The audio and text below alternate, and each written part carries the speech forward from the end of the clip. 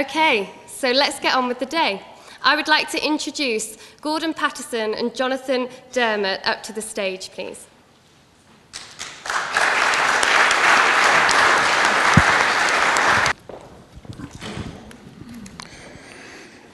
So, I was born and brought up on a farm back in Northern Ireland and went to Newcastle-on-Tyne University to study agriculture. And after doing government work in Northern Ireland, I came to England some 46 years ago in business, living in West Berkshire. And on the 27th of September 2004, with my mother, she was over from Northern Ireland to be with us for 1 week. I had a business trip to Norwich, and my mother joined me on that trip. And it turned out to be rather eventful in the late afternoon of that Monday. Jonathan, what is your background and what were you doing on that Monday on the 27th of September? Yes, I'm a paramedic for nearly 20 years now, and I can remember that day like it was yesterday. So I don't know if any of you know Norwich at all, but a typical city with a marketplace. I just sat on standby in an ambulance, and a call comes through for a male that's had a collapse down the road, literally 2 or 3 minutes away in another street. And usual things went through my mind, what's going on, what could this be? Because no further information came through. And we were there so quickly. And when I arrived on scene, I could see, before I even got out of the ambulance, that Gordon was lying at the side of the road. And he wasn't moving, wasn't breathing. All intents and purposes, he was dead at that point. So I think my education and training at that point kicked in. And I got out of the ambulance, went over, identified that, yes, he was dead. He was in cardiac arrest. He was very grey, very blue. And opened his shirt, started to do some chest compressions, got the defibrillator out, with ventricular fibrillation on the screen, a squiggly line all over the place, and delivered a shock to Gordon, which had the desired effect. And minutes later, he had a pulse back. Okay. 2 days previously, with a friend I met, we walked in the Brecon Beacons, some 20 miles over the hills. I was feeling very fit and well. I have no personal memory of 1 minute of ill health before or after that event. I was with my mother, having checked into the Maids Hotel in the centre of Norwich. We went for a little walk. I had a 7 o'clock evening dinner business appointment, and my mother was going to join me at that. So we were just coming back, and anything I say is just what my mother said, as I have no memory of it. We were crossing the road to go into the hotel, get ready for dinner, and I just apparently collapsed. My mobile phone hit the road with a thud. My mother thought it was my skull.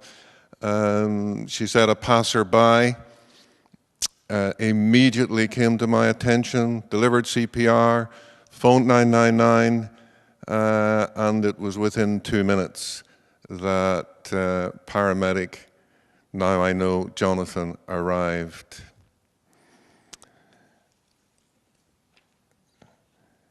Sometime later, my daughter actually got a copy of the paramedic ambulance report. What essentially does that say, Jonathan? Okay. So this was some, 15 years ago now, and things were very different then, what you had to write down on a patient report form and how much. And it does describe, what had happened really, that, as I said already, Gordon had collapsed, he'd gone into cardiac arrest, and looked dead, no signs of life. And obviously we did what we had to do, which is start resuscitating him, deliver that shock, which is so important. And quite quickly he got a pulse back. Now, we did move him to the ambulance, And he was cooperative up to a point. Once he was in the back of the ambulance, I think it's because his brain hadn't had enough oxygen, so he was quite hypoxic. He became extremely agitated, very aggressive, to the point that there wasn't much we could really do other than take him off to hospital, because we didn't have access to pre-hospital doctors like we do now that can come along and sedate people. So it was a very different world then. And throughout, all the way to hospital, that's how Gordon remained.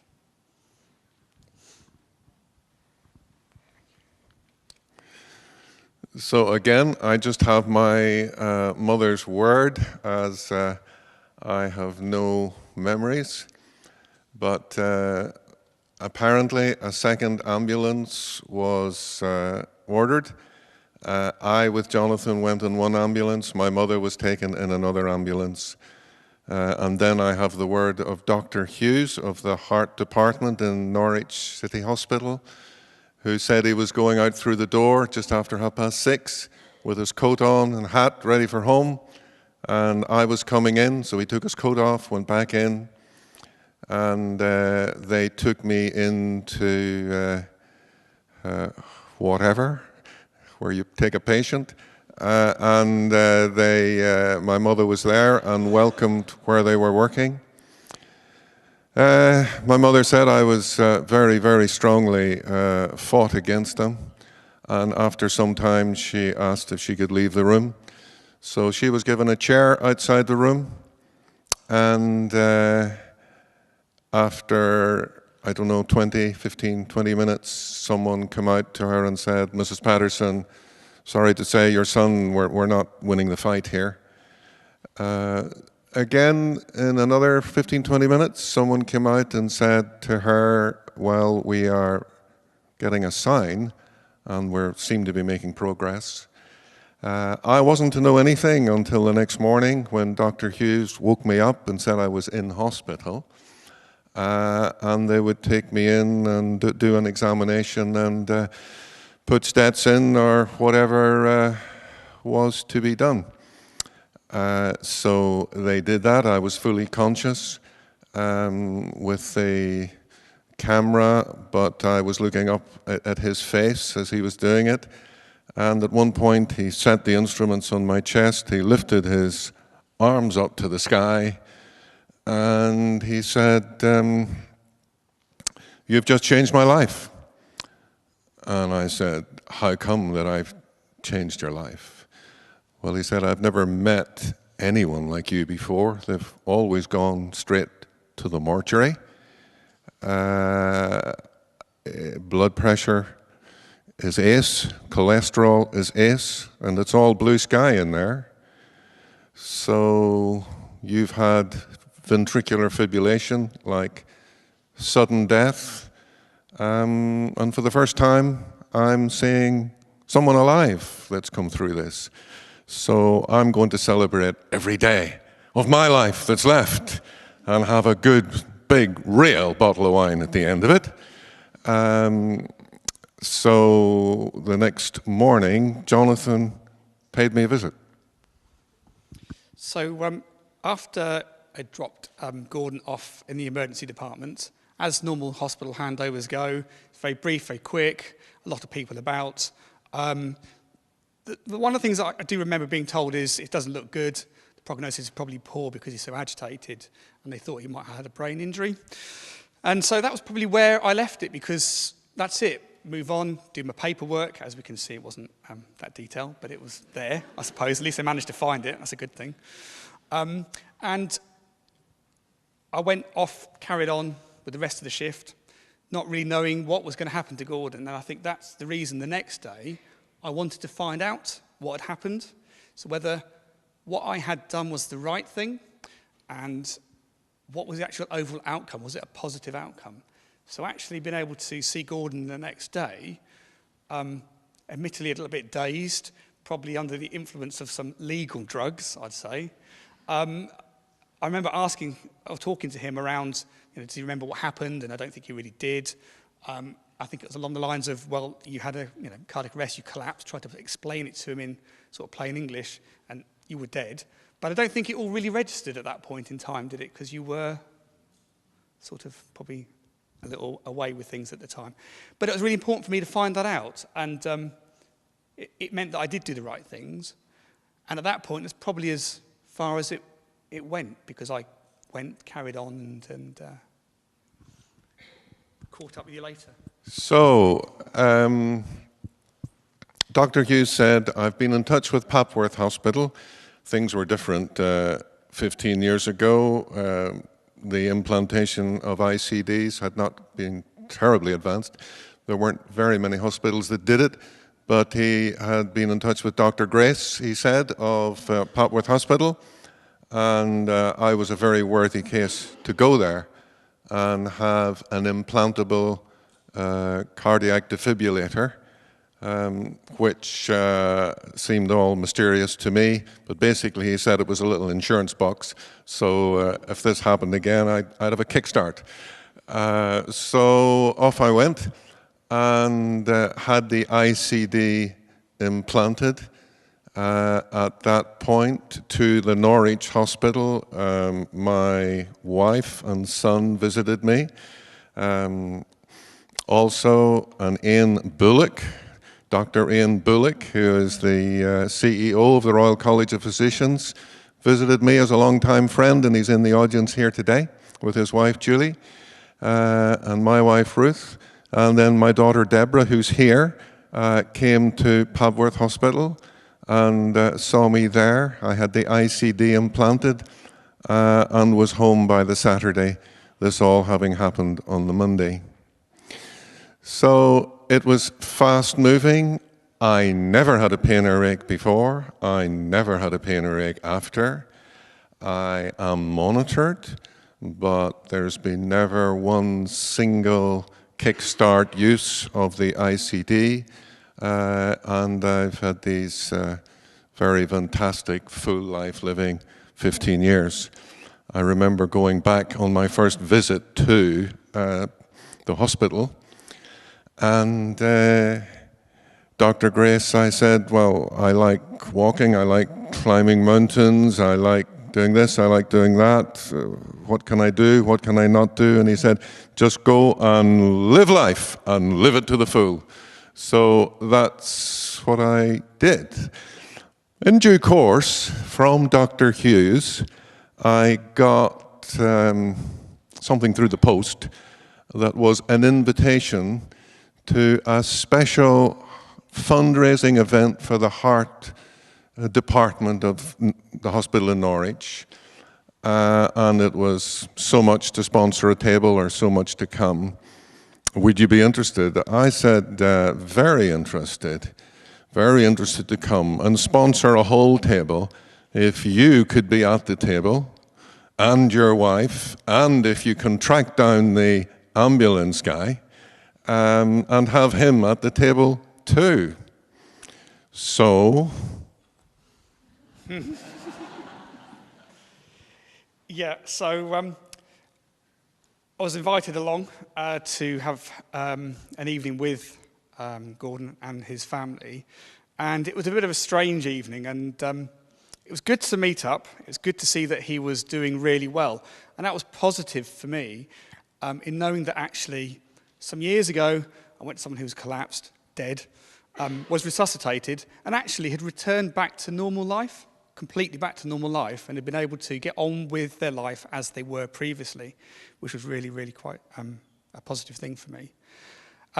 It was the night of our wedding that I went to this charity event with Gordon. I don't think he actually knew that at the time. It was really important for me to meet Gordon and his family, to understand the impact it had on him, because it made the difference to me. And the fact that actually, I think, when I set out in my career, I always thought if there's one person that I can make a really big difference to, then it makes it all worthwhile. And once you know that, it makes such a difference. So that's why it's so important to meet, like here again, with Gordon. it was a very emotional evening for me to actually set eyes on Jonathan and his fiancée. He was getting married, he said, the next morning. And very emotional. And I remember saying to Jonathan, so I understand you found me looking like dead. And he said, no. And there was a tear in his eye. And I said, no. He said, you were dead. And I don't remember having very deep discussions with Jonathan or his wife Jenny, and Jenny is here today. It was a very emotional evening of me being reflective and entering into that situation. So time went on, and I have enjoyed this full living, but actually the memory of meeting Jonathan was a daily thing in my mind to reflect on that was very rich, full of meaning and full of appreciation. And it meant a lot to me to be able to show appreciation. I didn't know that a business colleague wrote to the ambulance people and Jonathan got the letter. I hadn't realized my daughter wrote and got the letter, and we met Jonathan and his wife today for lunch, and he showed copies of these correspondence. So I came today. I met Jonathan just briefly to have a reflection with him before today, and then after all these years met his wife Jenny for lunch today. Again, a highly emotional moment to meet the person who saved my life and enabled me to live to the full these 15 years, still firing on all cylinders. So my meeting up with Jonathan to hear his story has been very moving. I understand then that Jonathan is in education, teaching people, and he said something to me that has been very, very deeply moving. Perhaps you can say what you tell your students, Jonathan, as you recall this story. Yeah, so spending most of my time now educating new and existing staff, I do tell this story. And I think the reason I do is because it's very motivational and inspirational. It makes people think that actually they can make a difference. And certainly in all the years that I've been working as a paramedic and as an educator, don't come across stories like this very often. And it's a really sort of powerful message around how people can make the difference just by doing the job that they do. And actually, for like Gordon to have had all these years with his daughter, who I've met today, I've never met before, and to know that he has a granddaughter now, really counts for so much, because he would have missed out on so much, and they would have missed out on Gordon too. So it's a story that I tell over and over again. It captures people. I think it captures their imagination. And I think sometimes when the job of a paramedic is difficult, not everybody's life-threatening, not everybody's dying in front of you. There's difficult times and you think back and think, yes, I did make a difference. And that counts for a lot. Absolutely. What has deeply moved me, talking to Jonathan, is to hear that he tells his students that in the whole of life, if I could only put my finger on the change and bringing life back from the death that happened with me, and the resultant life one has been able to live personally and with family, if in the whole of my working life it was just that I achieved, it would be all worthwhile. And I reflected that today over lunch with Jonathan and said he seeks to encourage and motivate his students by saying that to them, and that they would remember that.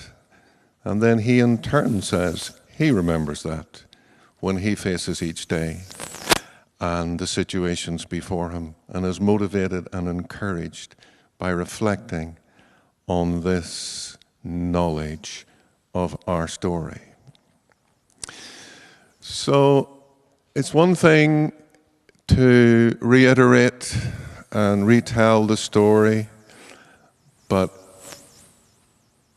it's incredible to stand here on this platform today with Jonathan in front of yourselves and be able to say, Jonathan, thank you. I appreciate what you've done. I appreciate the manner you've done it. I appreciate you coming back the next day. I appreciate you responding to connection, to responding to today. And with all my heart, I just want to thank you for saving my life and enabling me to live to the full. Thank you.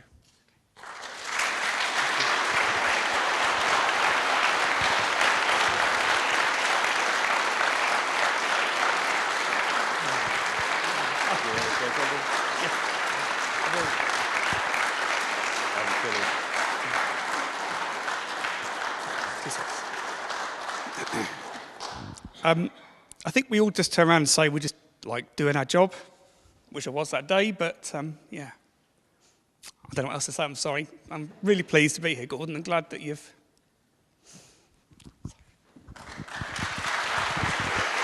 Thank you, Gordon.